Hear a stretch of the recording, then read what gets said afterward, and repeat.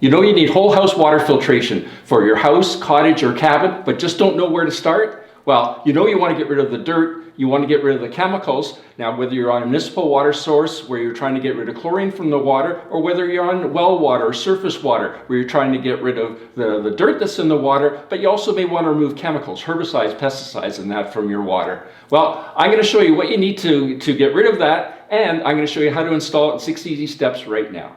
Hi, I'm Gary the Water Guy, and I simplify water filtration to help you conquer crappy water.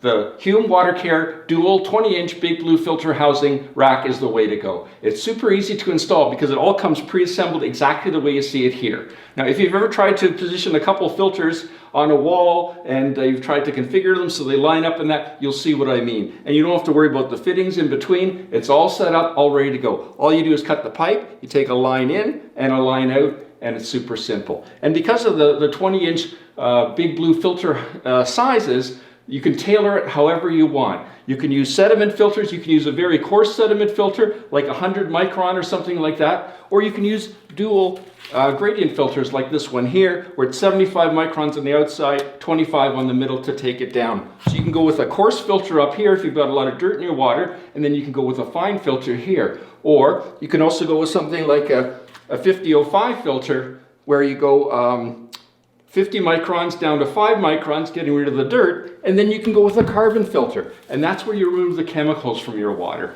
If you've got a lot of chemicals in your water, maybe in a municipal situation where there's a lot of chlorine, you can actually go with 2 carbon filters to give you super long life, so you're not changing filters all the time.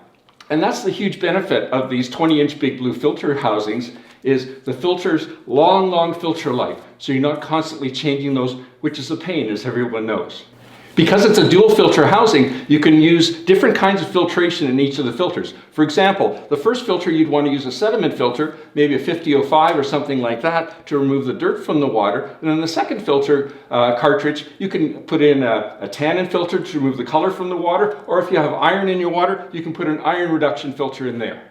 So the first step of installation is deciding where you're going to install the filters. So again, it depends on what you want to accomplish. So if you have a lot of sediment in your water, a lot of dirt, and you want to remove that, then you're going to want to install this right after the pressure tank, before your water softener, iron filter, or those kinds of pieces of equipment. But if you're looking for finer filtration, like maybe you want to pre-filter the water before it goes to an ultraviolet light, then you'd have the water pass through the iron filter and water softener first, and then go through this sediment filter, carbon filter, and then go to the ultraviolet light. If you're on a municipal water system, again, if you have a water softener or something like that, you're going to want to set this up after the water softener. So let the water softener do the heavy lifting, and there won't be all that much dirt in the municipal water, so you're going to want to have a fine sediment filter in here and a carbon filter before it goes onto your whole house. So in terms of location, you're going to be cutting the pipe at a location, but it's going to be before the water splits into hot and cold, because you want to make sure you're treating both the hot and the cold water. So you're going to want to find a suitable spot. So decide where you're going to cut the pipe, and then you're just going to put a 2x4 on the wall and across the studs. Make sure you catch 2 studs with that 2x4, and then you're just going to use lag bolts or something like that to attach this to the wall. So before you do anything else, of course, you're going to want to turn off all the water, and you're going to want to release the water pressure. You want to have a bucket handy and decide. Speaking about a bucket, in the future, when it comes to changing these filters, there's going to be a little bit of water spill. There always is. So make sure you're not installing this somewhere where there's an electrical outlet below it, because you don't want to take a chance of splashing any water into that electrical outlet.